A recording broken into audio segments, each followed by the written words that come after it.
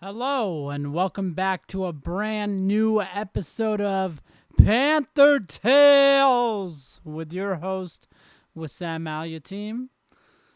This past Sunday was an amazing Sunday where the Panthers showed their best football. We will talk about that, but I did have a submission from a fan telling me how they became a fan. It was under my YouTube comments, which is pretty cool, so we'll go ahead and tell his or her story. I became a fan in 2019 because I live in South Carolina and I loved Christian McCaffrey, and almost all of the people I knew were Falcons fans, and it's been a pain ever since. But I'm pretty hopeful about this season. I've been to 4 games, mostly on my birthday, and the first one I saw was the 30-0 Falcons win 4 days after my birthday, so it was awesome. That is awesome. That was a great game. We are versing the Falcons again this week. We will talk about that game a little bit later. Guys, keep submitting just anywhere you find me, my Instagram, my TikTok, YouTube.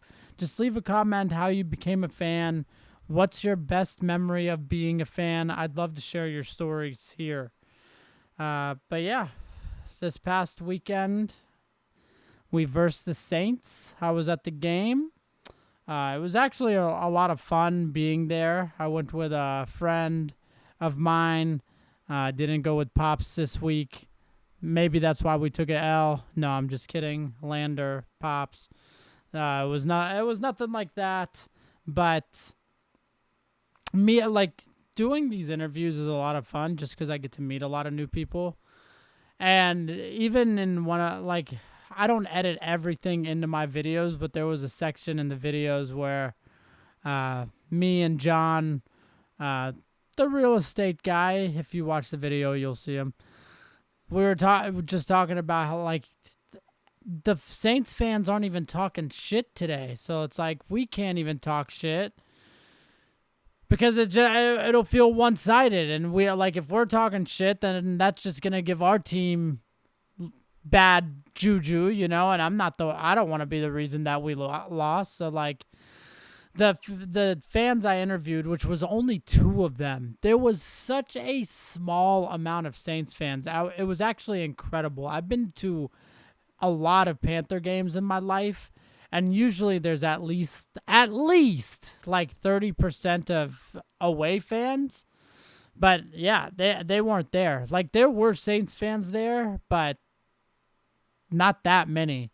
But it was actually a little bit sad too, because there could have been more Panther fans. Because when you went to the stadium too, and this is for a 5-4 win team, like, there was still so many just seats in the stands that were empty, which usually would be taken up by away fans. But I guess since they were 1-8 coming into this week, they're just like, yeah, we're not going to show up. So it was like it wasn't packed being there. It was nice seeing a lot of Panther fans, but it wasn't packed by any means. But you have your pros and cons from that. Your pros are you get to see a lot more Panther fans, which is awesome. It's great to fill the bank with our own colors.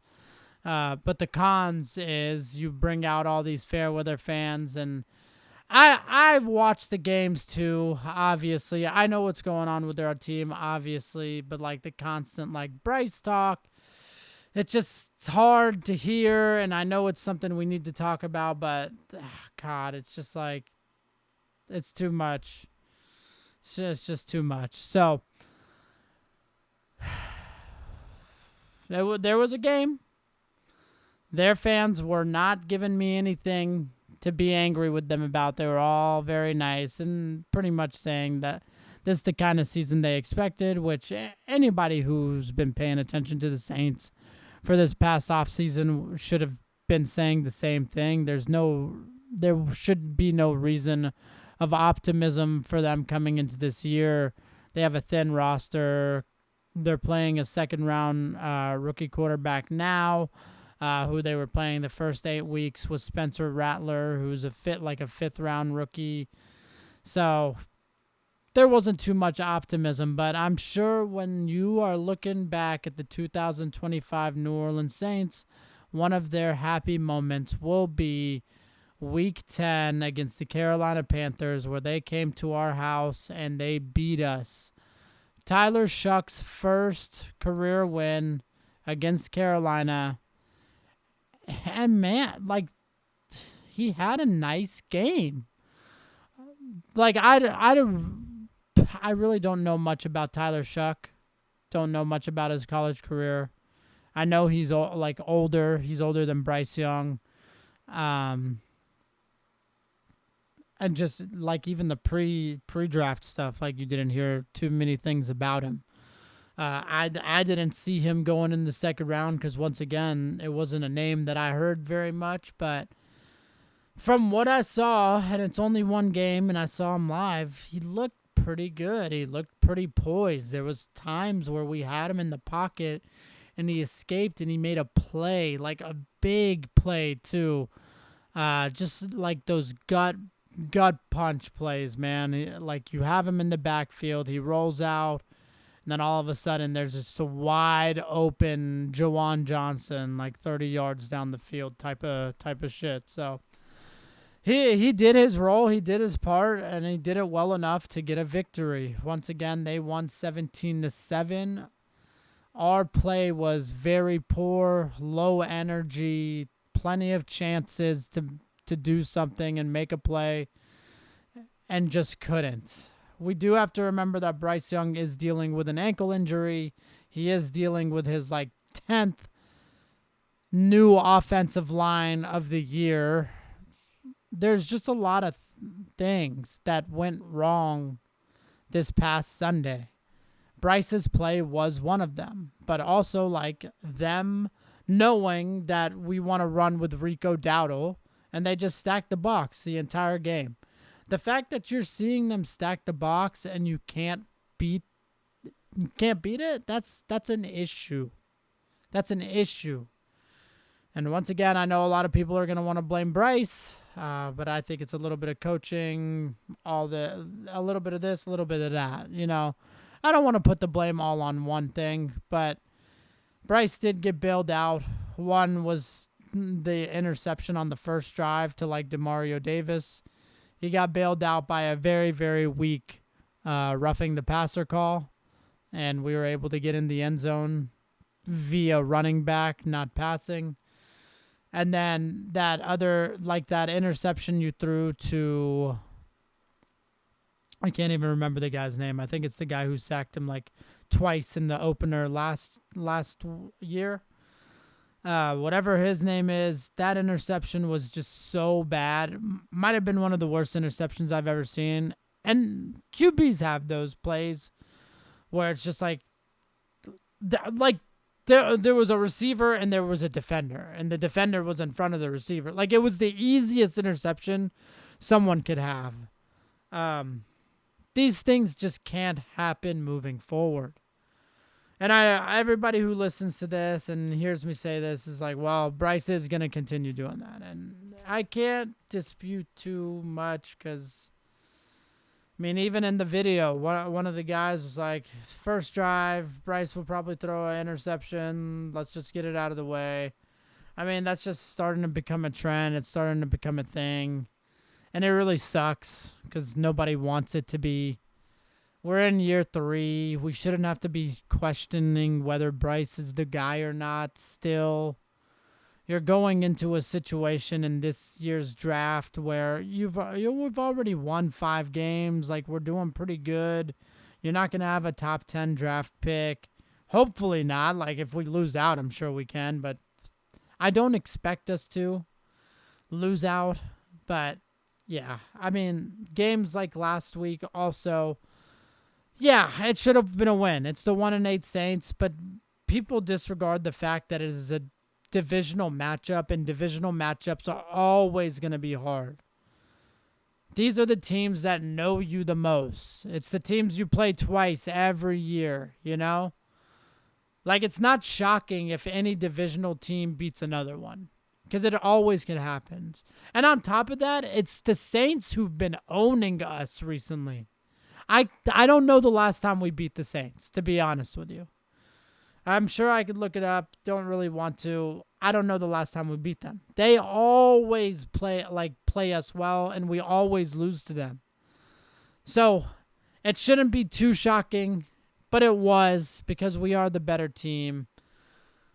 But we didn't show it this past Sunday. And, better team record-wise. I don't like to shit talk other teams and franchises and what they've built and whatnot. But, yeah, on paper, I still believe we're the better team. We will see them in a few weeks. Hopefully by then we could correct and get the victory by then. Because I know at that point of the season, I know now it would have been really, really, really great to get that win last week because all the other divisional opponents lost. Falcons dropped one to the Colts, which we'll talk about in a second, and then the Bucs dropped one to the Lions, which, we knew they had a tough schedule coming in, and sorry, not the Lions. They lost to the Patriots. I'm sure they got the Lions soon, though. But, these are the weeks that, boom, you could have moved yourself up in the rankings.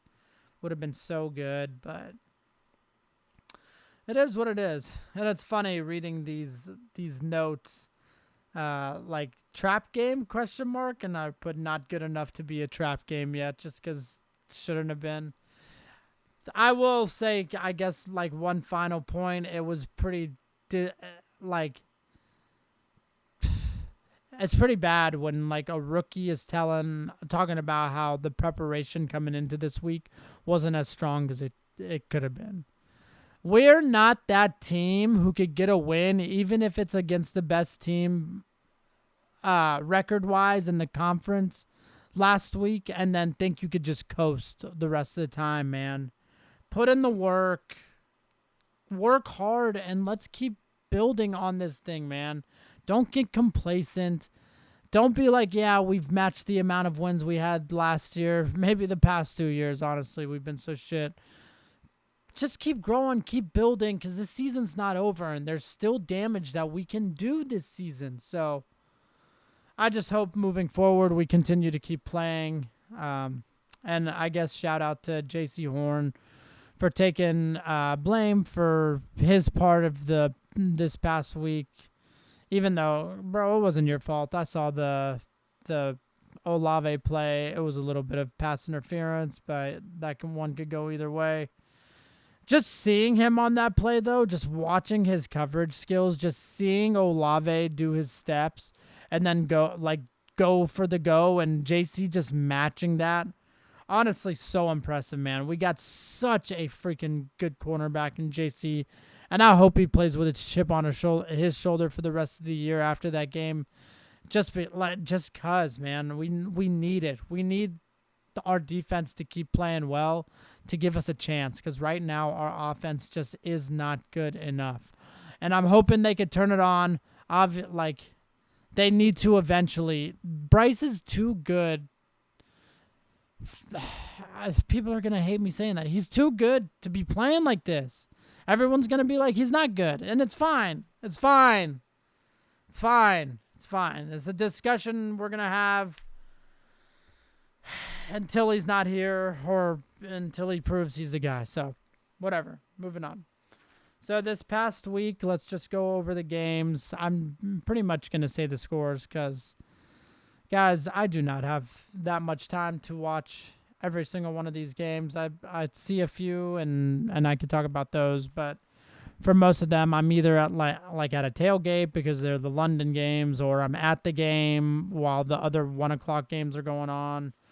Stuff like that. And even the away games, when I'm doing the reaction videos, it's hard to keep up with the other games around the league just because I'm still doing my own thing for the Panthers. So, Raiders versus Broncos. I had the Broncos winning. They won 10-7 for a team that's 8-2 like the Broncos. You would expect them to win a little bit better, but I just had a whole spiel about how if you're playing a divisional opponent, it makes sense to see an upset from those games. So, divisional matchup Raiders Broncos, but the Broncos did pull it out 10-7. Falcons versus Colts. This was the game, the international game, and what a freaking thriller. I had the Colts winning. The Colts did win 31-25. Jonathan Taylor with another 3-touchdown game. I mean, it's getting ridiculous at this point. You have to consider him for MVP. You would love to see him win MVP. It shouldn't be a QB award, but Matt Stafford's playing fucking awesome too. So I just keep hoping Jonathan Taylor balls out, so they'd have to at least give it a really, really hard thought whether this is possible or not, which I think is possible. Browns versus Jets. I had the Browns winning. The Browns did not win. The Jets won 27-20, picking up their first win of the season. So congratulations, Jets. Jags versus Texans. I had the Jags winning, but the Texans won 36-29. Bills versus Dolphins. Shocking game of the week. I had the Bills winning, but the Dolphins won 30-13. Once again, divisional matchup. Don't be shocked, but I think Josh Allen has beaten them like 14 out of the past 15 times. Some crazy stat like that. So that's a shocker there. We need the Bills to really focus now this past week in practice. So when they play the Bucs, they can pull a Panthers on them, aka beat the Bucs like the Bills beat us. That would be nice to see. Okay. But yeah, the Bills dropped that one. Don't know how they lost. Maybe I'll watch the highlights later. Maybe I won't. Probably won't. Patriots versus Bucks. I had the Patriots winning. The Patriots did win 28-23. The Patriots now are carving their spot as one of the top 5 teams in the NFL. And honestly, guys, with Drake May at the helm, it's a lot less annoying. And I guess we got to wait and see if they keep winning that type of thing. 3, 4, 5 Super Bowls later, am I still going to be saying this? Maybe. I mean, if anything, he's a North Carolina kid, so I could claim him. I could say Drake May, the kid from North Carolina, is the greatest quarterback to ever play the position. Giants versus Bears. I had the Giants winning. I don't know why I keep doing this. And the Giants lost. Bears win 24-20. Bears have a huge winning record now, which is pretty crazy. Hey, let's see if they can keep it up.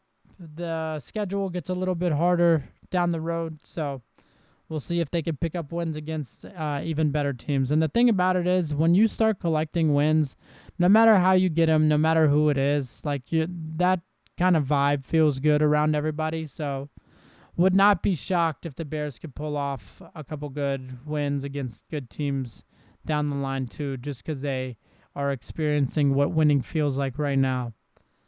Ravens versus Vikings. I had the Ravens winning, and the Ravens did win 27-19. Lamar Jackson back is a good thing, but I think he may be out this weekend.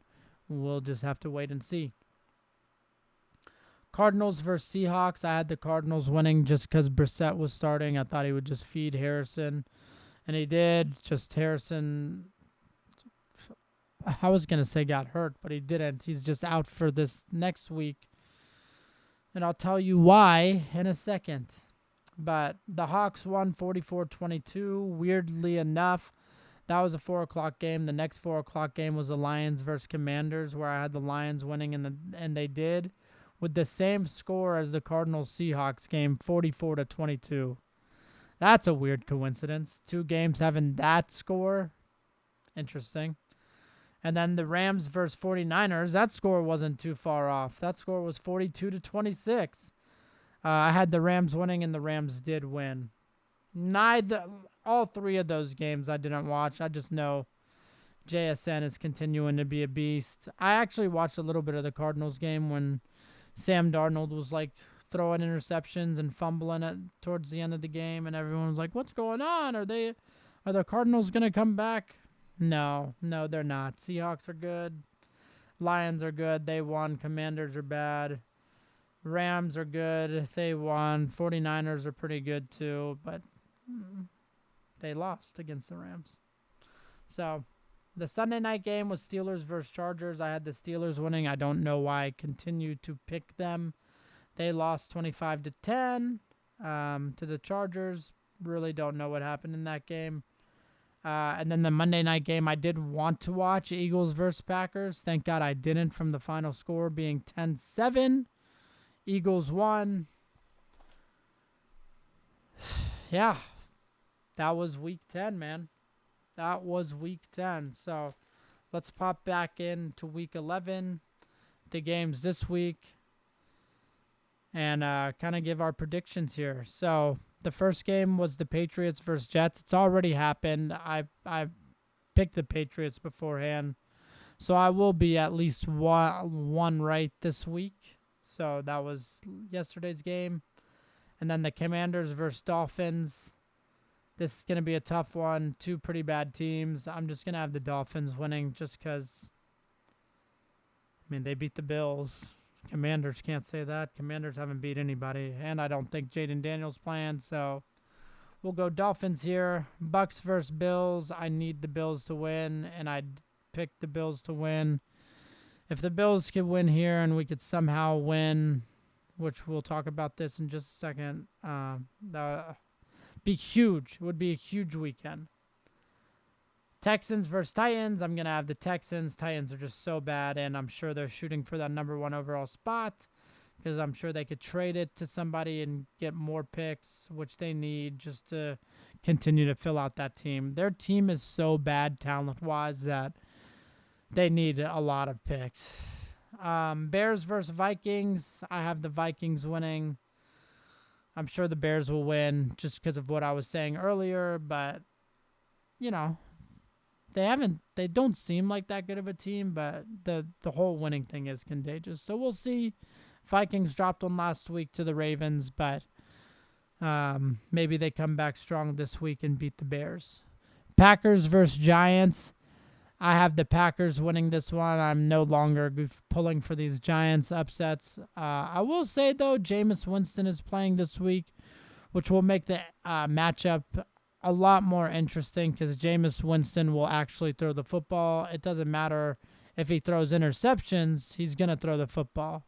And he had a great interview. I don't remember what he said because I saw it like a couple hours ago and I've only watched it once, but he's prepared, is all I'll say. He is prepared. We got Bengals versus Steelers. I have the Steelers winning this game.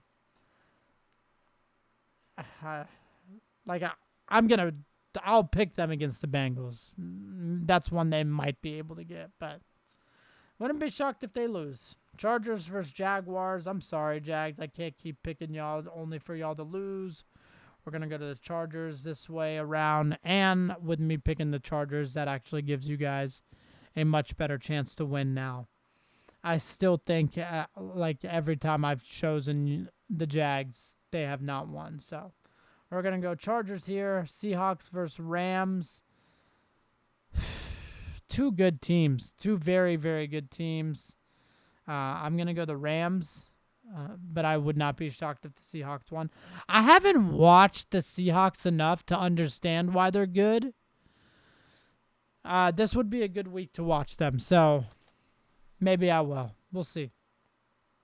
49ers versus Cardinals. I have the 49ers winning this game. Marvin Harrison Jr. is out, like I was telling you guys earlier, with an appendectomy or appendicitis. That is something I had. Me, Marvin Harrison, and Ike Ekwonu now all share the same thing where we don't have appendixes. Just remember, guys, not having your appendix is cool. We got Ravens versus the Browns. I mean, come on. The Browns could win, divisional matchup, all that, but I got the Ravens winning. Chiefs versus Broncos. I mean, everyone is picking the Chiefs so much so. like including me, especially because of the way the Broncos have been playing. They've been like scraping these wins, just like not playing very good at all, but somehow winning. I would not be shocked to see the Broncos play their best game of this season this next Sunday, but I still will go the Chiefs. Lions versus Eagles. Same thing with the Eagles, man. They've just looked so bad. Like they don't look very good when they're playing football, but they're picking up the wins weekly too. But I have the Lions winning. We'll see. The Eagles did have a couple trades for their defense. Like getting Phillips from Miami was very dangerous for them. Now they got a freaking another sick pass rusher. So I don't know why all NFL teams don't do what the Eagles do and find good players that want to be traded and go fucking trade for them. Why are we just letting the Eagles do this year in and year out? It's not like baseball where there's no cap space. Like there's a cap, so whatever. If everybody wants the Eagles to continue to win, the Eagles will continue to do that. So, and then the last game is the Cowboys versus the Raiders. I have the Cowboys winning.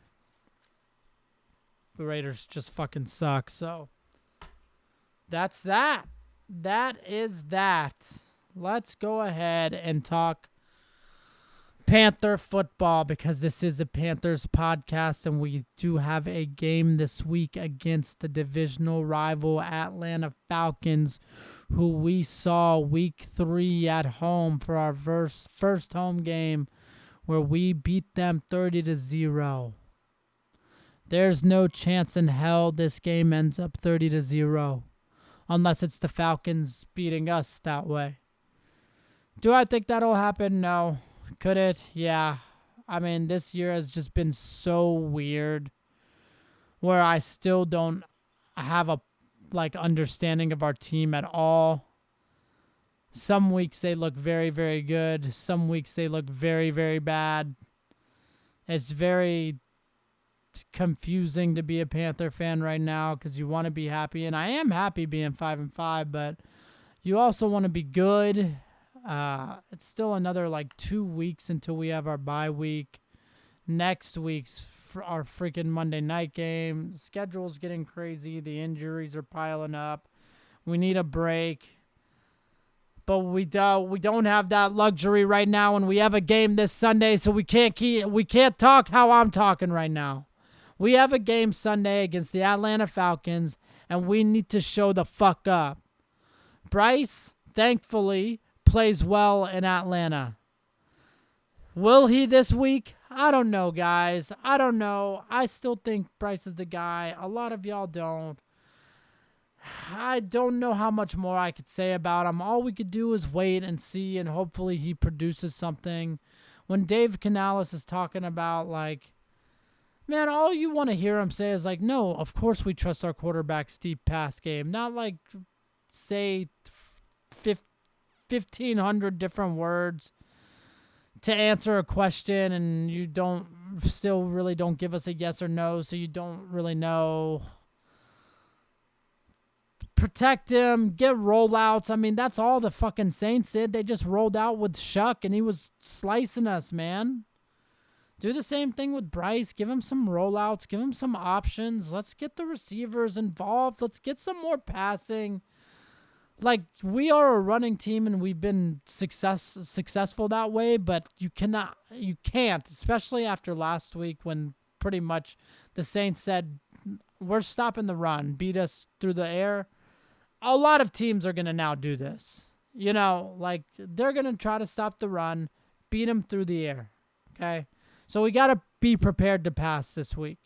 It would be really nice to see a replica of Bryce Young from the last game of the year last year come back into form week 11 here against Atlanta again. This is the biggest game of the year. Not only because it's the next one, but it's really going to tell a lot about the playoffs.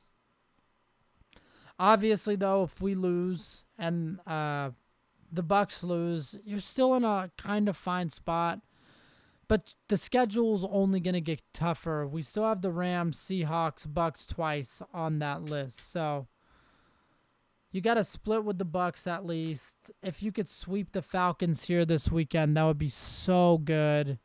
They are coming from international, so maybe they're jet lagged from sleep. Maybe they're tired. Maybe they're just not feeling it. I mean, they're losing close games. Maybe chemistry's bad. Michael Penix is talking about how nobody helps him on the sidelines for coaching staff. I know a lot of Falcons fans probably want us to win just because they want a new coaching staff. I would hate for y'all to get a new coaching staff, but if that's the sacrifice we have to make, it's the sacrifice we have to make. Because once again, this is the closest we've been to the playoffs in a really, really, really, really long time. I forgot what the feeling is even like for your team to compete there. Like, I feel fine about the Panthers. It doesn't feel like a playoff team yet, though. Like, it doesn't feel like we could get there. But if we could, it would be so, so awesome. But this game is really, really important. Get back to aggressive defense. Do some good stuff on offense. Hopefully we got like a consistent offensive line. Hopefully Moton, Lewis, all those guys are back. Mays, hopefully we have all them back. The consistency on the line's good because their pass rushers are starting to step up. Walker and Pierce, the young guys. But, hey, we got a Nick Scorin on our side who's second in the league for sacks for rookies with 3, so that's pretty cool, especially since he was a second-round pick. It's going to be a hell of a game, guys. It's going to be a tough physical matchup. Honestly, will probably be a classic game, just like the last game of the year last year. We just really need to pick up this victory, man. I don't have much else to say. Hopefully, if they stack the box, we could still find ways to run. Hopefully, we could get good pass plays. Hopefully, we could see like we give it to Tetaroa like 8 times a game. Like, I'd love to see 6 to 8 catches out of those targets. It would. Let's see what that looks like. Get Coker more involved. Where is XL? Get him more involved.